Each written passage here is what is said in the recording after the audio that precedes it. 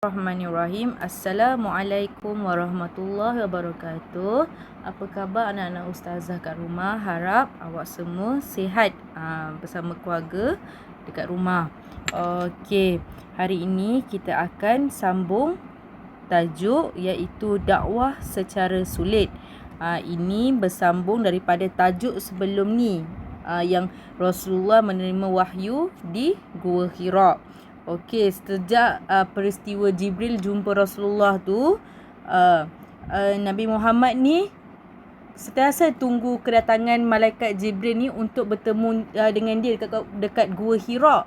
Tapi malaikat Jibril tak kunjung. Maksudnya tak jumpa Nabi lah kan.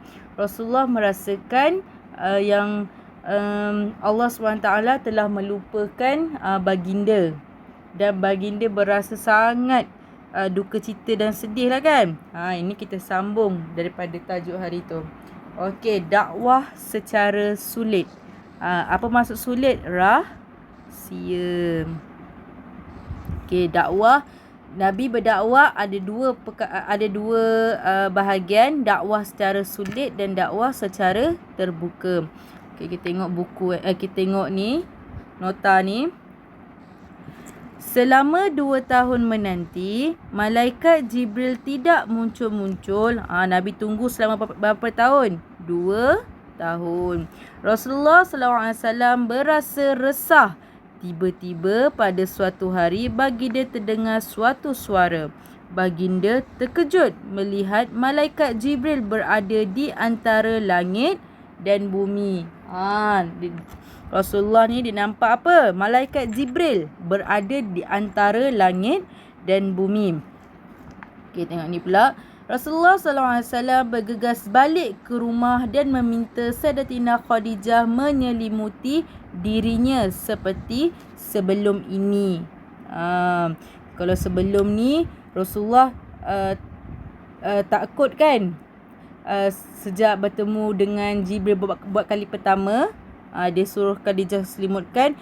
Ini kali kedua, Khadijah selimutkan baginda. Sebab dia nampak siapa? Jibril. Berada di antara langit dan bumi. Okey, tengok seterusnya. Allah SWT menurunkan wahyu kedua. Kalau hari tu wahyu pertama, ini wahyu kedua kepada Rasulullah SAW. Kalau wahyu pertama hari tu surah Al-A'la, yang kali ni surah Al-Mudaththir. Bismillahirrahmanirrahim. Ya ayyuhal mudaththir kum fa'anzir wa rabbuka fakabbir wa thiyabaka fatahhir warruj zafahjur. Apa maksud dia? Ayat pertama 1 hingga ayat 5 ni. Wahai orang yang berselimut, bangunlah serta berilah peringatan dan amaran kepada umat manusia dan Tuhanmu, maka ucaplah dan ingatlah kebesarannya, dan pakaianmu maka hendaklah engkau bersihkan, dan segala kejahatan maka hendaklah engkau jauhi. Ini Rasulullah terima amanah daripada Allah untuk berdakwah, tapi berdakwah secara rahsia dulu. Okey, kita sambung. Maka sempurnalah pelantikan Rasulullah sallallahu alaihi wasallam menjadi rasul. Rasul kata asal ialah Rasulullah menyampaikan. Menyampaikan apa? Dakwah lah kan. Okey. Allah SWT memerintahkan baginda menyeru manusia supaya menyembah Allah SWT dan meninggalkan segala larangan serta kejahatan. Ingat poin ni. Menyembah Allah SWT dan meninggalkan segala larangan serta kejahatan. Okay, nota seterusnya. Rasulullah SAW memulakan dakwah secara sulit kepada isterinya Sayyidatina Khadijah, dan beliau merupakan orang dan wanita pertama yang memeluk Islam. Ingat Nabi berdakwah secara sulit. Orang yang pertama yang menerima dakwah dia ialah isteri dia. Siapa isteri dia? Sayyidatina Khadijah. dan merupakan wanita yang pertama memeluk Islam. Ni awak kena hafal Okey, seterusnya, selepas itu Rasulullah SAW menyeru kepada kaum keluarganya supaya memeluk agama Islam. Lepas dah berdakwah pada isteri dulu, lepas tu baru dia dakwah kepada keluarga dia pula. Okey, maka Sayyidina Ali menjadi kanak-kanak pertama yang beriman kepada Allah SWT.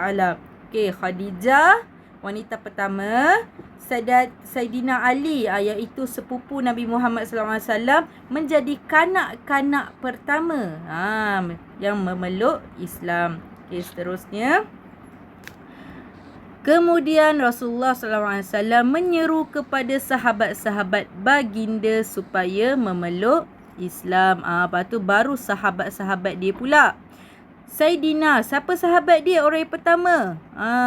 Sayyidina Abu Bakar radhiyallahu anhu merupakan lelaki dewasa yang mula-mula menyahut seruan Rasulullah SAW, diikuti Sayyidina Uthman bin Affan radhiyallahu anhu, Sayyidina Umar dan lain-lain lagi. Okey. Sayyidina Abu Bakar merupakan lelaki yang pertama, lelaki dewasa pertama yang memeluk Islam. Okey. Seterusnya, tengok ni, Zaid bin Harisah ialah hamba sahaya yang mula-mula memeluk Islam dan Rasulullah SAW menjadikan Zaid sebagai anak angkat baginda. Okey, Zaid Harisah ni, Zaid bin Harisah ni, dia merupakan anak angkat Nabi Muhammad SAW yang memeluk Islam. Okey. Seterusnya, apabila bilangan orang yang memeluk agama Islam semakin ramai, Rasulullah SAW mencari satu tempat yang besar untuk meneruskan dakwahnya. Sebab ramai dah masuk Islam dah kan. Antara di kalangan sahabat-sahabat dia semua, keluarga, dia nak cari satu tempat ni untuk buat dakwah, buat usrah, untuk kembangkan dakwah lagi. Lalu siapa yang menawarkan diri dia? Ingat nama dia Arkam bin Abi Al-Arkam. Menawarkan rumah. Apa yang ditawarkan? Rumah dia. Untuk dijadikan sebagai markas dakwah, markas tempat lah kan, untuk Rasulullah SAW mengembangkan agama Islam. Baginda mengajar perihal agama Islam kepada mereka di rumah Arkam bin Abi Arkam. Semakin hari, semakin bertambah kefahaman dan jumlah orang yang memeluk Islam. Ini merupakan asas penubuhan Islam. Cara mula-mula Nabi berdakwah di Mekah. Okey, buat kat mana mula-mula? Rumah Arkam bin Abi Al-Arkam. Okey. Okey, kita tengok bawah ni. Orang pertama yang memeluk Islam. Tengok nombor 1. Wanita pertama yang memeluk Islam ialah Sayyidina Khadijah, isteri dia. Ni isteri. Okey, yang kedua, lelaki pertama memeluk Islam Sayyidina Abu Bakar As-Siddiq. Abu Bakar ni sahabat karib Nabi Muhammad. Kalau awak ada best friend, BFF, Rasulullah pun ada. Okey, yang ketiga, kanak-kanak pertama memeluk Islam. Siapa kanak-kanak pertama? Sayyidina Ali bin Abi Thalib. Masa ni Sayyidina Ali masih kecil. Ni merupakan sepupu Nabi. Okey, yang nombor 4, hamba pertama memeluk Islam merupakan Sayyidina Zaid bin Harisah. Dia merupakan anak angkat Nabi Muhammad sallallahu alaihi wasallam.